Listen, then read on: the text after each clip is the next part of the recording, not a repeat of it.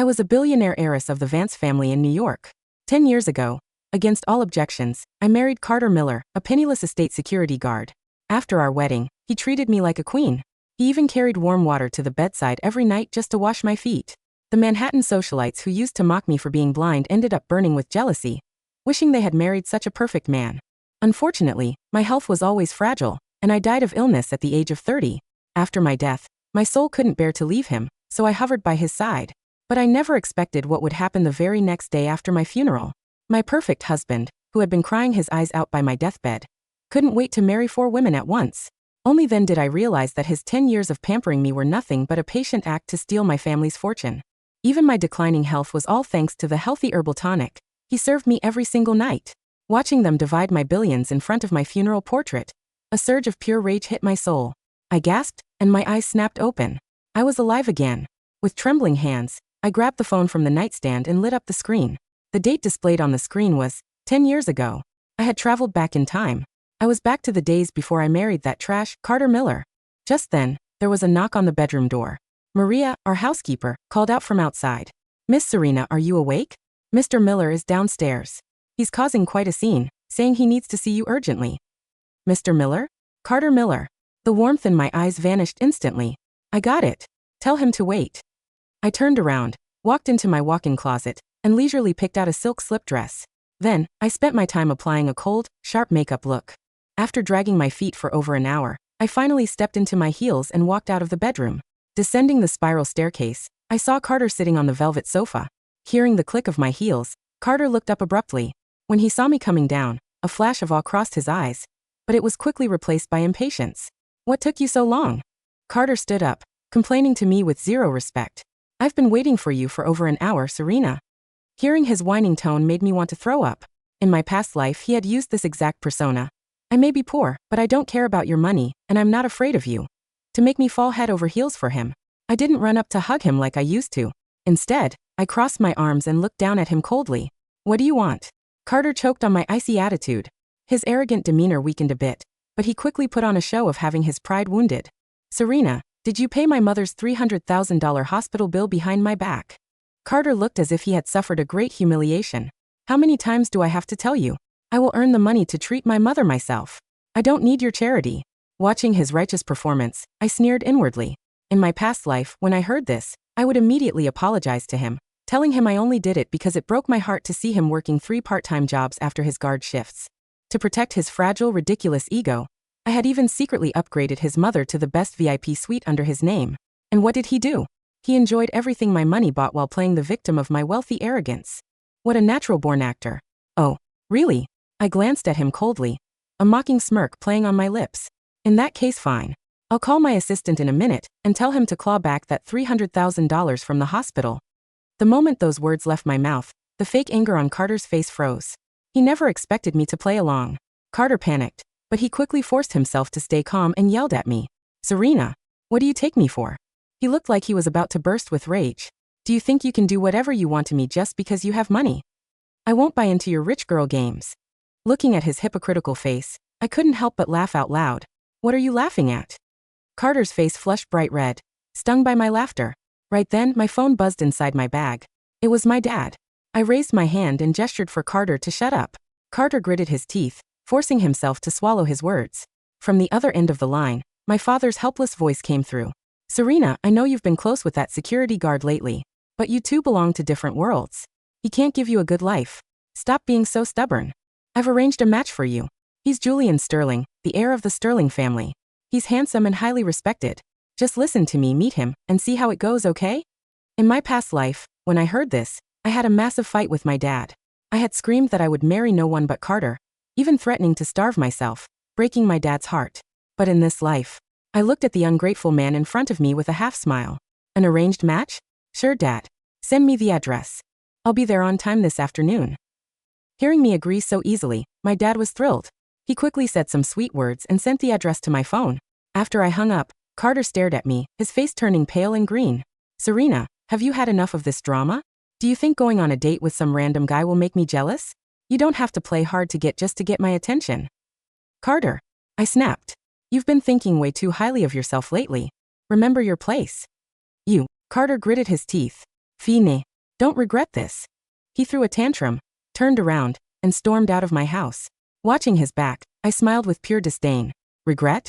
The only thing I regretted was being blind enough to love a piece of trash like you in my past life. That afternoon, I arrived at the high-end cafe my dad had texted me. In my past life, due to Carter's brainwashing, I absolutely despised business marriages. I hadn't even given the sterling heir a single glance. But this time, when I walked into the reserved lounge and saw the man sitting there, I couldn't help but praise my dad's taste. He wore a perfectly tailored dark Italian suit. He was stunning. Miss Vance, nice to meet you. I'm Julian Sterling. He stood up, politely offering his hand. His voice was deep and magnetic. Mr. Sterling, the pleasure is mine. I smiled and shook his hand. The date was surprisingly pleasant. Julian was not only incredibly handsome, but he was also elegant, polite, and brilliant. We talked about everything from venture capital to art collection. We clicked perfectly. Over the next few days, Julian asked me out for various reasons. We went to concerts, visited art galleries, and even went horseback riding at a private club. I hadn't thought about the disgusting name Carter for days. Until one evening, after a dinner at a Michelin star restaurant, Julian gentlemanly drove me home. It's still early. Would you like to come in for some tea? I stood at the door, smiling as I invited him. I'd love to. Julian smiled back, his beautiful eyes sparkling with warmth. I scanned my fingerprint to unlock the door, pushed it open, and was about to invite him in. But as soon as I looked up, I saw Carter sitting comfortably on my living room sofa. Seeing me bring another man home, Carter's face turned incredibly dark. He looked at me, his tone accusing. Serena, it's so late.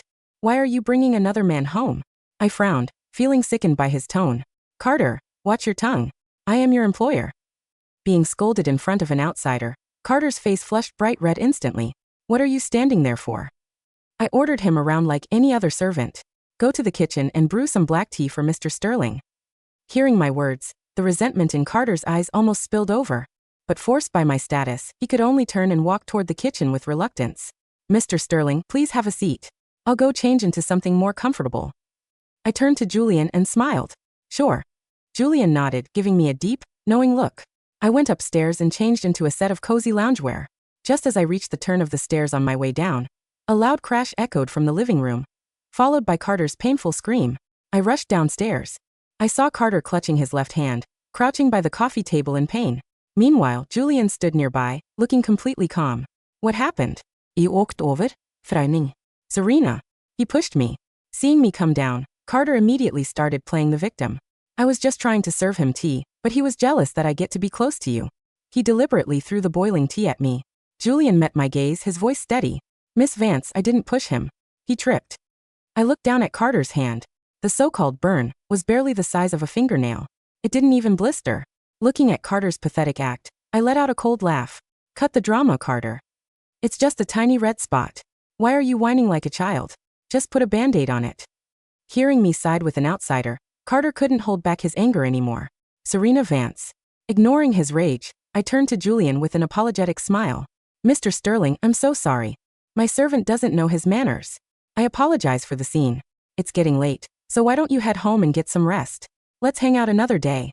Julian glanced at the shaking, furious Carter, and a faint smirk appeared on his face. All right. Rest well, Serena. Good night. After Julian left, only Carter and I remained in the living room. Carter stared at me with red eyes, his voice filled with disbelief and hurt. Serena, I feel like you've changed. Looking at his hurt expression, I felt absolutely nothing. Have I? With that, I didn't even look at him again. I turned around and walked upstairs. Over the next few days, he didn't dare to act high and dry in front of me anymore. Instead, he started clinging to me like cheap gum, trying desperately to show his worth. Every morning, before I even woke up, he would prepare breakfast. When I left for work, he would open the car door for me. He even learned a few clumsy French pickup lines to please me. Faced with his groveling behavior, I wasn't touched, nor did I kick him out. I simply enjoyed his service guilt-free. Occasionally, I would answer Julian's calls right in front of him, or dress up beautifully to go on romantic dates with Julian. Every time this happened, Carter would lower himself even more, trying to win me back. I knew he was terrified. He was terrified of losing me, his ticket to a life of luxury. He was terrified that his dream of marrying into wealth would shatter. And when a person is consumed by fear and anxiety, they easily make mistakes. I was quietly waiting for the day he would show his true, ugly colors. Finally, the opportunity came. These days, my company was preparing for a massive international merger. I worked late for several nights in a row, coming home past midnight. Tonight, I was sitting in my study, double-checking the final financial reports on my computer. There was a soft knock on the door, and Carter walked in carrying a tray. "Serena, still working?" Carter walked over and set the tray down.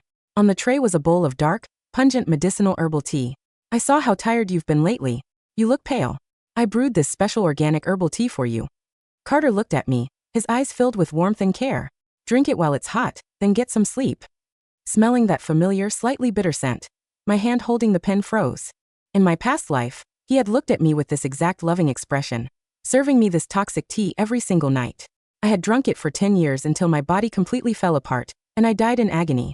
I took a deep breath, suppressing the urge to kill him right then and there. I picked up the bowl, slowly bringing it to my lips. Carter stood by, his eyes shining with a hidden, desperate anticipation. Just as the rim of the bowl was about to touch my lips, I stopped. I slowly lowered the bowl and pushed it right in front of Carter.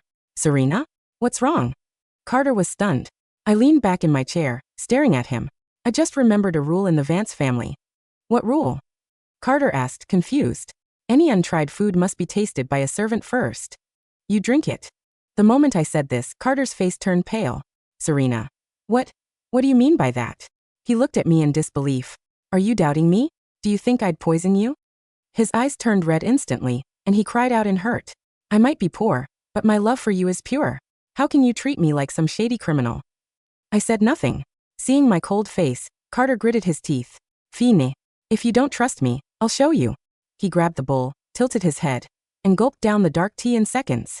Then he slammed the empty bowl back onto the tray. "Are you satisfied now?" He stormed out of the study. I sneered. So what if he drank it? It was a slow, chronic poison. Drinking it once or twice wouldn't do any harm. Once he left, I opened a hidden folder on my computer and pulled up the mansion's security cameras. My dad had installed these tiny, discreet cameras for my safety when the estate was built. Carter knew nothing about them. On the screen, Carter hadn't left the mansion. He walked downstairs, made sure no one was around, and slipped into the first-floor utility room. On the camera, all the warmth on Carter's face was replaced by a deadly chill. He pulled out his phone and dialed a number. As soon as the call connected, he whispered angrily, "The plan has to change. That bitch Serena suspects something's wrong with the tea." Though his voice was low, the high-definition mic in the utility room picked up every single word. The person on the other end said something, making Carter's expression look even more vicious. "I know. We can't wait anymore. We need a faster method. Just make sure everything on your end is ready."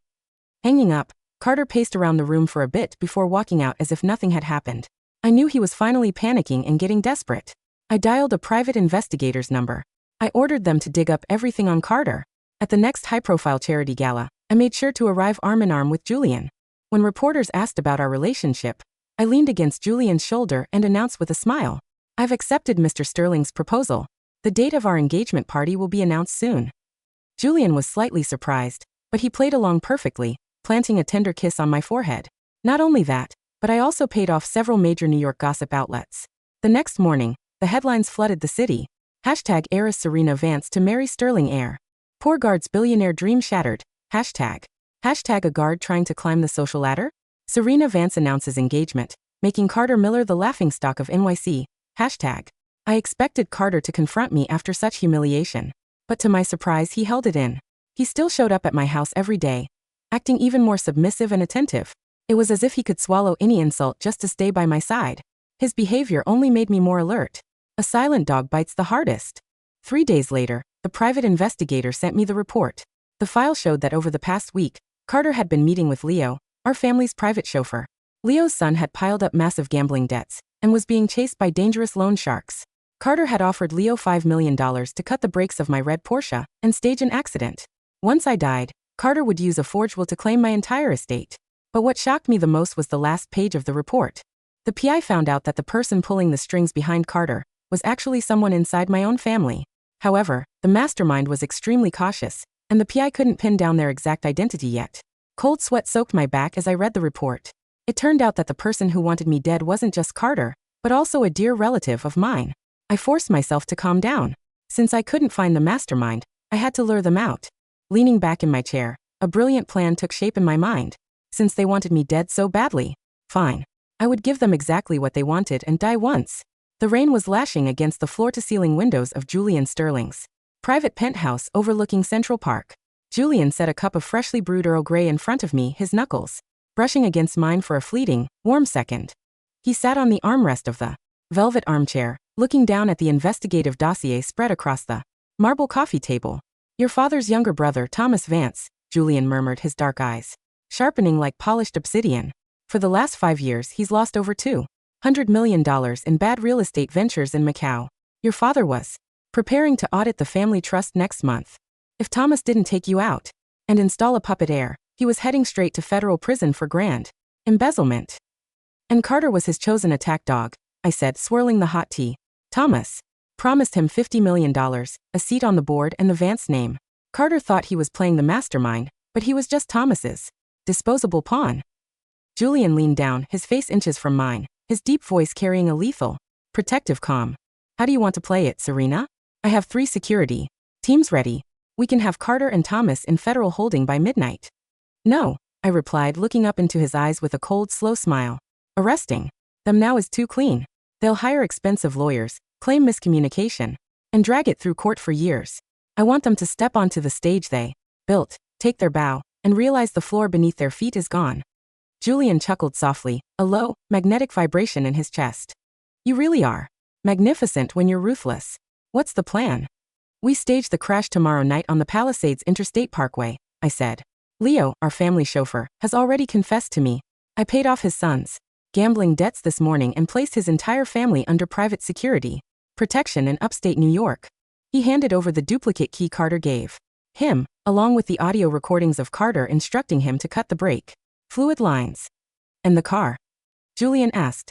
A customized red Porsche replica equipped with remote telemetry, filled with weighted crash test dummies, I said, setting the teacup down with a sharp clink. The moment it goes over the cliff into the Hudson River, I officially ceased to exist in the eyes of New York. The night of the crash was thick with fog and driving rain. At 11:45 p.m., emergency dispatch scanners across the city erupted with frantic alerts. Red Porsche 911 carrying Vance Group heiress Serena Vance suffers catastrophic brake failure on Route 9W. Plunges 400 feet through the guardrail into the Hudson River Rapids. By 2 a.m., the Coast Guard had recovered the crushed, waterlogged chassis of the vehicle. Due to the violent undertow, no bodies were immediately recovered, but blood samples matching my type were found on the deployed airbags. At 6 a.m., the front pages of every newspaper and financial site in America broke the headline. #tragedy in high society. Billionaire heiress Serena Vance presumed dead in horrific Hudson cliff plunge. #. Vance conglomerate in shock as sole heir dies weeks before billion-dollar merger. #. Inside Julian's secure penthouse, I sat on the sofa in a comfortable silk robe, watching the news ticker roll across the 60-inch screen. On the live broadcast outside the Vance estate in Westchester, Carter Miller was standing before a wall of flashing cameras. He wore a rumpled black suit, his eyes red and swollen, sobbing hysterically as reporters thrust microphones into his face. Serena was my life. Carter wailed into the cameras, clutching a framed photo of me against his chest. We were supposed to announce our wedding. I don't care about the Vance fortune. I just want my Serena back. God, take me instead. Watching his performance, I took a slow sip of orange juice, feeling an exhilarating rush of pure, venomous satisfaction. An Oscar-worthy performance, Julian remarked, walking into the living room with a freshly printed legal dispatch. Thomas Vance just filed an emergency petition with the New York probate court to unseal Serena Vance's last will and testament, witnessed by private notary Frank Thorne and dated 2 weeks ago. And what does my supposed will say? I asked, raising an eyebrow. It designates Carter Miller as the sole executor and trustee of your 60% voting shares in the Vance conglomerate, alongside an immediate cash distribution of $400 million to his personal trust. Julian sat beside me, his hand resting gently over mine on the sofa. The memorial service and estate division are scheduled for tomorrow evening at the Vance Grand Ballroom, Julian said, his eyes glittering with dark anticipation. Thomas and Carter have invited the entire Manhattan elite, including 3 city council members and 4 federal judges, to witness the solemn transition of legacy. Perfect, I murmured, leaning against Julian's shoulder. Let them invite the whole world. It'll make the funeral of their lives so much more entertaining. The night of the memorial, the Vance Manor in Westchester was draped in black velvet and white lilies. Over 400 high society guests, hedge fund managers, foreign ambassadors, and socialites filled the grand ballroom, sipping champagne in hushed, solemn tones. At the front of the hall stood a massive, gilded portrait of me, flanked by towering arrangements of white orchids. Beside the portrait, Carter Miller stood tall, dressed in a custom-tailored Tom Ford tuxedo that cost at least $20,000. The meek, subservient security guard who had pretended to be humble for months was completely gone. In his place was an arrogant, swaggering upstart, holding a glass of vintage Cristal, laughing softly with 4 striking women surrounding him. I recognized all 4 of them from my previous life. There was Chloe, the crooked chief pharmacist who had synthesized the tasteless chronic cardiac toxin he fed me in my tea. Beatrice, the corrupt notary who had forged my legal signatures. Vanessa, the fake high society influencer who laundered his stolen cash through offshore art auctions. And Clara, his childhood sweetheart from his hometown whom he had kept hidden in a luxury Manhattan condo while pretending to be devoted only to me. Carter, darling, Clara purred, running her manicured fingers down his satin lapel. You really pulled it off. Look at this house. Look at these chandeliers. Is all of this really ours now? Every single brick, baby, Carter sneered, taking a sip of his champagne. That stupid bitch Serena thought she was so clever with her business degree and her sterling fiancé. She drank that herbal tea for months without suspecting a thing. When that didn't kill her fast enough, one severed brake line solved the problem in 10 seconds. What about that Sterling guy? Chloe asked, giggling into her glass. He looked like he was ready to kill you at the hospital. Julian Sterling is just a pampered pretty boy, Carter laughed, wrapping his arm around Clara's waist. Once the probate judge signs off on the 40% cash release tonight, Thomas Vance takes the CEO seat, and I get $300 million in liquid bonds. We fly to Monaco on the private jet tomorrow morning.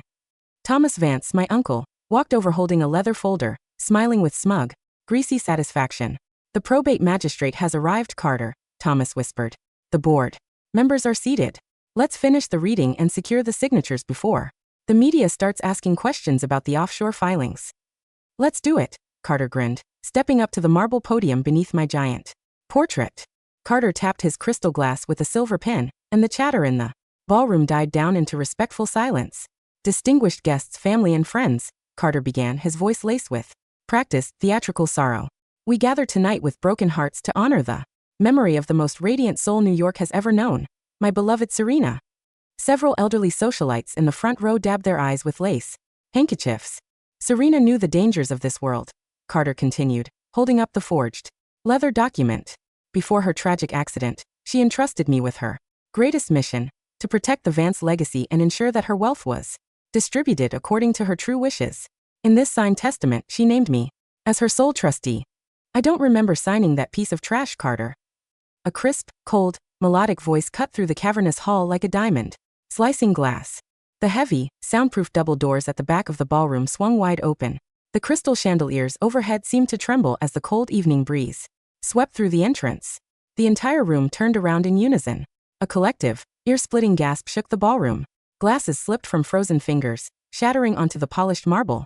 Women screamed, stumbling backward, while board members jumped out of their seats as if they had seen the devil himself rise from the floorboards. I walked down the central red carpet. I wore an exquisite, blood-red Dior haute couture gown, my long dark hair cascading over my shoulders in glossy waves, my diamonds blazing with dazzling brilliance under the lights. My heels clicked against the stone floor with a slow, rhythmic, terrifying cadence.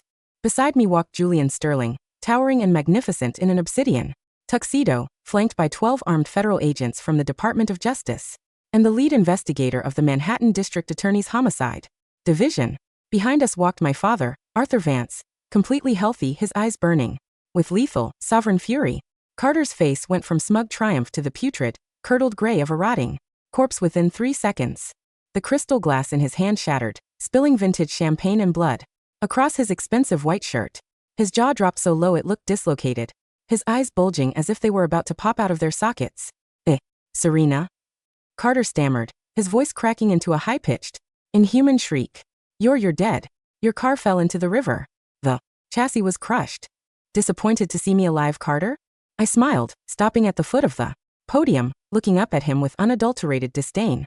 Thomas Vance staggered back against the floral arrangements, knocking over 3 vases of white orchids. Arthur. Serena. This is impossible. The police confirmed the fatality report. The police were executing a federal sting operation, Thomas, my father boomed, his voice echoing off the high-vaulted ceiling, to catch the treasonous hyenas, attempting to devour my family from within. No. This is a trick. Carter screamed, panicking completely, pointing a shaking finger at me. She's an imposter. Security. Security, shoot her. She's trying to steal the estate. Not a single security guard moved. Every guard standing in the ballroom was part of the elite private security firm, owned by the Sterling Group. Julian took a single, elegant step forward, pulled a remote control from his breast pocket, and pressed the center button. The massive projection screens hanging on either side of my portrait flickered to life. The entire ballroom went dead silent. The screens split into 4 crystal-clear 4K panels. Panel 1. The high-definition audio and video from the mansion's first floor. Utility room, showing Carter whispering into his phone. The plan has to change. That bitch Serena suspects the tea. We need a faster method. Make sure everything is ready. Panel 2. Security footage from the garage 2 nights before the crash, showing Carter handing a $5 million offshore check to chauffeur Leo, whispering, "Cut the brake lines clean. Make sure she goes over the cliff." Panel 3. The chemical analysis report from the FBI forensics lab, showing the exact molecular composition of the cardiac toxin found in the organic herbal tea Carter brewed, signed by Dr. Chloe Hayes. Panel 4. The bank routing records showing a $50 million wire transfer from Thomas Vance's Cayman Island shell company directly to Carter Miller's Swiss numbered account. The audio of their conversation from 5 minutes ago blasted through the ballroom's state-of-the-art sound system. That stupid bitch Serena thought she was so clever. She drank that herbal tea for months. One severed brake line solved the problem in 10 seconds. The guests erupted into absolute pandemonium. Socialites screamed in horror, pointing at Carter and his 4 mistresses. Reputable board members backed away from Thomas Vance, as if he were covered in the plague. "Turn it off! Turn it off!" Thomas wailed, collapsing to his knees, clutching his chest. Carter, realizing he was completely trapped, let out a psychotic roar, grabbed a heavy silver candle holder from the podium, and lunged directly toward me. "If I'm going down, you're coming with me, you bitch." Before he could take 2 steps, Julian moved with the speed of a striking viper. Julian stepped into Carter's guard, caught his wrist with an iron grip, and twisted it downward with a sharp, sickening crack. Carter shrieked in agony as his arm broke. Julian delivered a brutal, merciless kick to Carter's knee, forcing him to slam face first onto the marble floor, pinning him under the polished heel of his dress shoe. "Don't you dare look at my fiancé with your filthy eyes," Julian whispered, his voice ice cold. Lead investigator Reynolds stepped forward, pulling out an iron chain of warrants. Carter Miller, Thomas Vance, Chloe Hayes, Beatrice Stone, Vanessa Miller, and Clara Bennett, Reynolds declared. "By order of the Supreme Court of New York, you are all placed under immediate arrest for attempted murder in the first degree, conspiracy to commit assassination, grand embezzlement, fraudulent alteration of legal instruments, and corporate treason." Federal agents swarmed the stage. Handcuffs clicked around the wrists of the 4 mistresses, who were weeping, screaming, and clawing at each other, trying desperately to shift the blame onto Carter. "It was Carter. He forced me to make the poison," Chloe shrieked. "He promised me $5 million. I was just the notary," Beatrice wailed. Carter lay pinned beneath Julian's boot, spitting blood and teeth onto the marble, staring up at me with eyes filled with venomous, defeated madness. "Serena, Serena, please," Carter begged, his voice breaking into a ragged, pathetic whine. "I loved you. For 10 years. I washed your feet.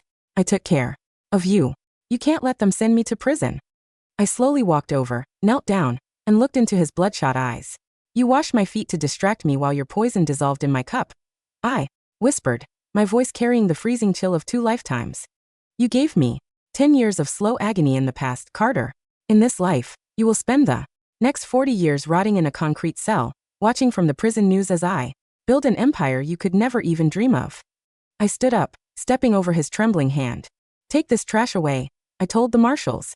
The agents dragged Carter and his accomplices down the center aisle of the ballroom, their frantic screams and desperate sobs fading into the distance as the grand double doors closed firmly behind them. 1 year later, the Grand Plaza Hotel in Manhattan was illuminated by thousands of fairy lights and white roses. The front page of the Wall Street Journal featured a striking full-page photograph. # the Union of Titans. Serena Vance and Julian Sterling tie the knot in historic $50 billion alliance. #. I stood before the full-length mirror in the bridal suite, dressed in an exquisite Vera Wang gown adorned with 30,000 hand-stitched Swarovski crystals. Behind me, the door opened softly. Julian walked in wearing an immaculate white tuxedo, his eyes soft with a reverence and warmth that made my heart flutter. He walked over, wrapping his arms gently around my waist, resting his chin on my shoulder, looking at our reflection in the glass. "Are you nervous, Mrs. Sterling?" he whispered, planting a soft kiss on the crook of my neck. I looked at the radiant, healthy, untouchable woman staring back at me in the mirror, a woman who had broken through the shackles of death, crushed every viper in her path, and reclaimed her throne. I turned in his embrace, wrapped my arms around his neck, and smiled. A brilliant, genuine smile that held the warmth of 1,000 suns. Not at all, Mr. Sterling, I whispered, meeting his lips with mine. My life is just beginning.